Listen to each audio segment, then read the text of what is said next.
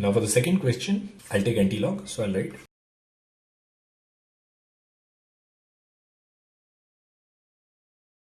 now x square plus mod of x minus 5 is always positive, so I can cross multiply. I'll write x square minus 4x plus 3, and this is greater than x square plus mod of x minus 5. Now again I see two modulus functions. So for this one, x square minus 4x roots are 0 and 4. So this is plus, minus and plus. And for this one, definition changes at 5, plus and minus. So I'll need to take three separate cases. Case 1, when x is less than 0, or x lies between 4 and 5. Case 2, when x lies between 0 and 4. And case 3, when x is greater than or equal to 5.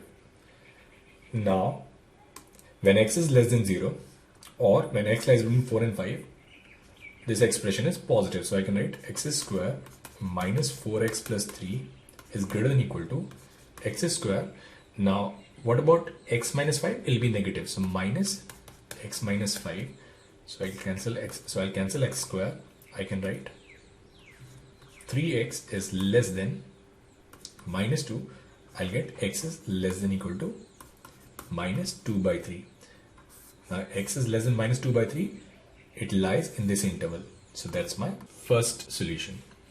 Now when x lies between 0 and 4, first expression is negative. So I'll get minus x square minus 4x plus 3, and this is greater than x square, and here again it will be negative. So minus x minus 5. So I'll get minus x square plus 4x plus 3 is greater than x square minus x plus 5. So if I'll take it on the right hand side, I'll get 2x square minus 5x, and then plus 2, it should be less than 0. So I'll get 2x minus 1, x minus 2 should be less than or equal to 0. So this is 1 by 2, and then 2 plus minus and plus. I'll need what? I'll need minus less than or equal to 0. So which again lies in the given interval. So from the second case, the answer I'll get is x belongs to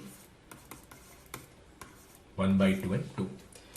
Now when x is greater than 5, so in that case, both the expressions, they are positive. So I can write it as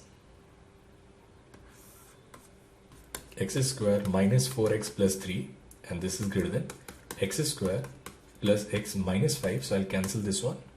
So if I'll solve it, I'll get x is less than or equal to 8 by. Now this solution, it doesn't lie in this interval, so I'll discard it.